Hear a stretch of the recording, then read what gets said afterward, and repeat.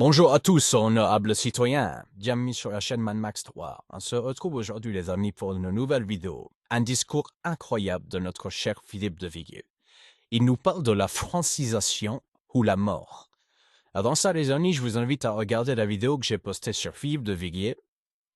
C'est l'avant-dernière vidéo que vous allez trouver sur ma chaîne. Le titre de la vidéo, c'est « J'ai un message important ». Pour ma part, cette vidéo de Philippe de Villiers est juste incroyable et je pense qu'en termes de franc-parler, c'est une des meilleures vidéos que j'ai pu poster sur ma chaîne.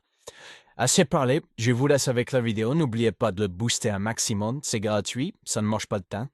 Likez et commentez un maximum également. Bon visionnage, merci. Qu'est-ce qu'on me répond? C'est subversif. Ah bon? C'est subversif? Donc le fait de poser la question de l'immigration en France, pour le peuple français, par le peuple français, c'est devenu subversif. Vous voyez? Donc en fait, ça fait des années que le peuple français, le petit peuple français, le peuple historique français, est l'objet de toutes les attentions des élites mondialisées qui veulent en finir avec ce peuple-là et qui veulent changer de peuple. Philippe de Villiers, et j'ai l'esprit d'escalier, mais revenons encore une fois à ce peuple qui est mis de côté. Est-ce que 20 ans après le référendum de 2005, puisque vous parliez de la Turquie, 20 ans plus tard, on vit une sorte de nouveau 2005, c'est-à-dire qu'on ne donne pas la parole à ces Français qui veulent qu'une chose, c'est vivre de nouvelles élections, clarifier une situation aujourd'hui qui est embourbée, sclérosée. C'est drôle ce que vous dites parce que vous faites penser à l'édito de Vincent Trémollet de Villers ce matin sur Europe 1. Le cercle de la déraison. Voilà, et il dit, je vois que vous l'avez écouté, il dit, en fait, on est en train de vivre le prolongement du traité de Lisbonne. Je ne l'ai pas écouté. Voilà. J'ai juste vu en synthèse les cercles. Voilà. Et donc, en fait, le traité de Lisbonne, je suis fier d'avoir donc, il y a eu le non au référendum de 2005, le non à une constitution européenne. Oui, vous avez la prescience. Écoutez, c'est un compliment que vous me faites sans faire exprès. Merci beaucoup. Il n'y a que pour le foot que vous n'êtes pas bon. Donc, du coup, vous me faites... Traité de Lisbonne 2008. Et donc, on a fait le traité de Lisbonne. C'est-à-dire que c'est la grande gifle au peuple français qui a voté non. On dit va te faire foutre. On fait un traité de Lisbonne. J'étais à Versailles, j'ai voté non. C'est effrayant. Et là, en fait, on fait pareil. Le peuple français, là, on voit à travers tous les sondages, il veut voter.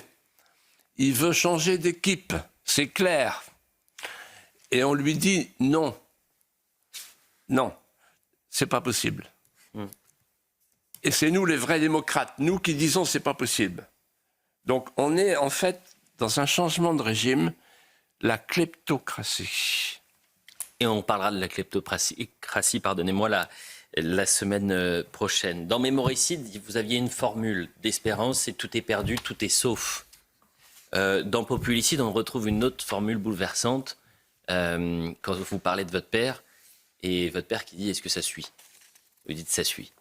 Pourquoi je vous dis ça, et j'y pense à l'instant, c'est que dans cette crise politique, vous parlez d'une crise d'État, donc dans cette crise historique que nous vivons actuellement, comment redresser la France? Comment redonner espoir et espérance à la France? Et vous, cette note-là, pour que ça suive, il faut redonner l'amour de la France aux Français. C'est ce que vous appelez la francisation. Et ce sera l'objet de votre apologue. Alors la francisation, oui, c'est la réponse au populicide. C'est la dernière partie de mon livre, c'est la plus importante, évidemment. Le mot n'est pas de moi, il est de Édouard Herriot, dans les années 20. Qui dit si on ne francise pas la France va mourir. À l'époque, il y avait une immigration européenne. Ça posait beaucoup moins de problèmes. Mais malgré tout, Édouard Herriot, vous voyez, je me gare parce que... ah bah oui, il y a l'ARCOM qui guette. Là, personne ne peut rien dire. Sinon, on aurait dit, la francisation. Bon, la francisation, Édouard Herriot. Voilà. Bon. Mais ça me va très bien, je vais vous expliquer pourquoi. On a un peu de temps, non? 9 minutes. Bon, alors je vais essayer d'être bref. Ouais. Mais c'est très important. Parce que je vais vous dire quelque chose qu'on ne dit pas, que beaucoup de gens ne savent pas, qui vont découvrir ce soir, sur la France. En fait, aujourd'hui, ce qui arrive à notre pauvre terre de France, c'est qu'elle ressent un mal-être qui traverse toute la société. Des Français sédentaires et aussi des Français arrivants. Le malaise des héritiers et des arrivants. De sorte que et les uns et les autres sont tous deux livrés à la même souffrance intime quand on la regarde de près. Vous avez un peuple neuf qui sait d'où il vient, mais qui ne sait rien de l'endroit où il arrive.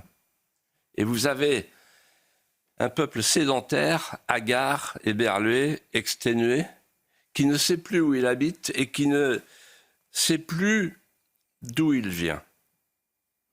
Si bien qu'il n'y a plus personne pour tenir la maison, plus personne pour la garder, plus personne pour l'aimer. C'est ce que les philosophes appellent l'oikophobie, du mot oikos, la maison. Oikophobie, la haine de la maison, la haine de l'endroit où on habite.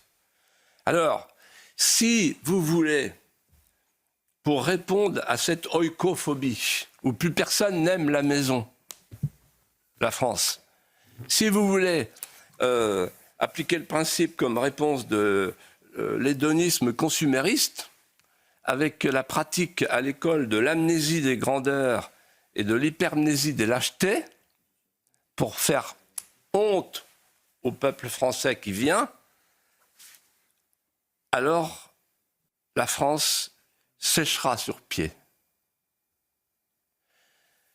La seule méthode, c'est de refranciser, de tout refranciser, de refranciser nos rêves, de refranciser nos songes, de refranciser l'école, de refranciser l'espace public, de refranciser l'État, de refranciser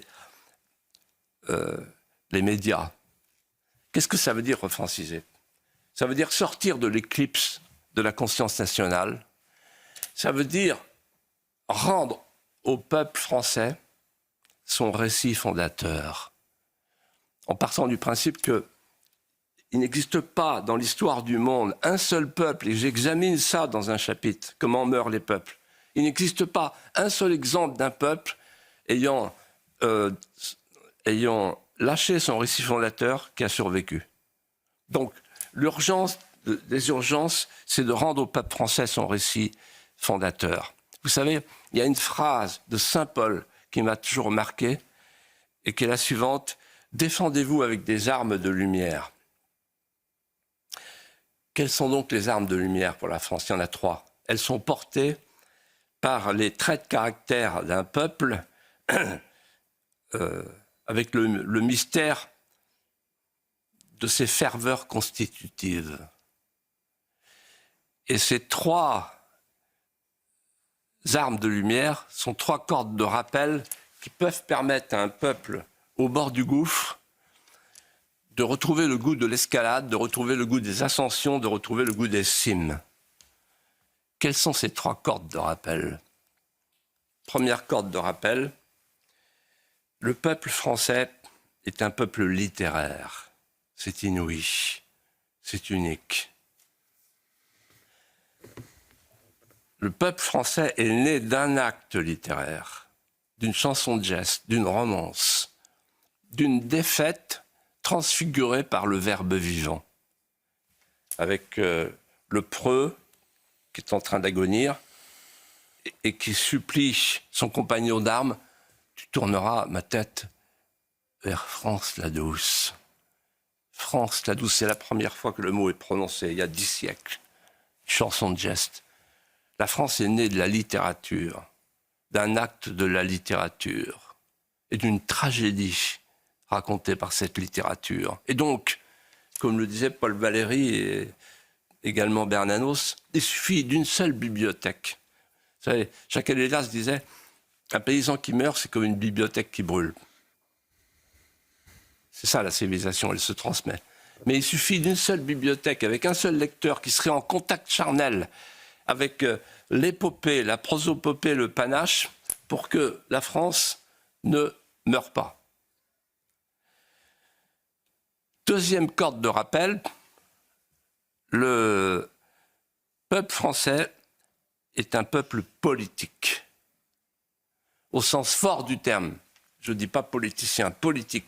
Ça veut dire quoi, un peuple politique? Ça veut dire qu'il s'est construit à partir de 3 éléments. Le dessin du précaré, l'État, la frontière, c'est l'État qui a fait la nation, pas l'inverse. C'est un cas unique au monde. L'État, la frontière et l'instinct français. Alors, je sais bien que le peuple français est un peuple querelleur. Vous savez, De Gaulle disait, c'est cette vieille propension gauloise aux divisions et aux querelles. Mais dans son histoire, le peuple français, songez-y, n'a jamais cédé quand il a été en difficulté. À chaque fois qu'il a été au bord de l'abîme, le peuple français s'est arrimé à 2 mots qui n'ont pas vacillé, le tronçon de l'épée et la pensée française. Peuple politique. Et enfin, et c'est incroyable de dire ça aujourd'hui, et pourtant, le peuple français est un peuple métaphysique, c'est-à-dire qu'il met de l'éternité dans chaque instant. À chaque fois que j'ai traversé la France, même quand j'étais enfant, j'ai perçu quelque chose par l'intuition. Je me disais, mais pourquoi tous ces artisans qui ont bâti cette France, qui est encore debout, et qui vient du fond des âges, toutes ces maisons, tous ces villages.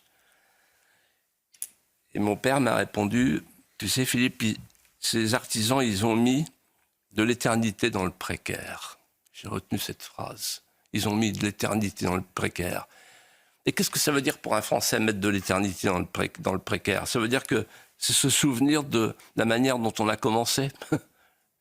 La France, elle est née sur un baptistère avec cette phrase « Courbe-toi, fier Sicambe, adore ce que tu as brûlé, brûle ce que tu as adoré ». C'est l'onction baptismale. Et il reste, quoi qu'on en dise, un petit filet de Saint-Crème qui est une manifestation invisible, mais qui irrigue et qui irradie comme l'irruption du surnaturel dans le naturel. La France est née avec un acte métaphysique. La France a vécu avec la métaphysique, puisque le nombre d'or des cathédrales, c'est quoi? Sinon la déclinaison de la pierre et de la métaphysique. Mais ça va plus loin. L'État-providence, par exemple, d'où ça vient? Quand on y réfléchit bien, ça vient de la métaphysique des charités élémentaires, c'est-à-dire le partage de la chlamyde pour le plus pauvre des pauvres, par l'apôtre Martin de Tours. Et donc, en fait, toute la respiration de la France, elle vient de l'idée, à travers la famille, la transmission, la filiation, qu'on lutte contre l'instant fugace. En lisant les mémoires de guerre, je me souviens d'une phrase de De Gaulle, et je terminerai par là, qui a très bien résumé tout ça et qui dit « La destinée de la France, sur laquelle j'ai réfléchi, m'amène à dire ceci. J'ai par instinct l'impression que la Providence l'a créée pour les succès achevés ou les malheurs exemplaires. » Les amis, la vidéo est terminée. J'espère qu'elle vous aura plu. N'oubliez pas de vous abonner et de liker un maximum. On se retrouve très vite pour une prochaine vidéo. Merci, salut!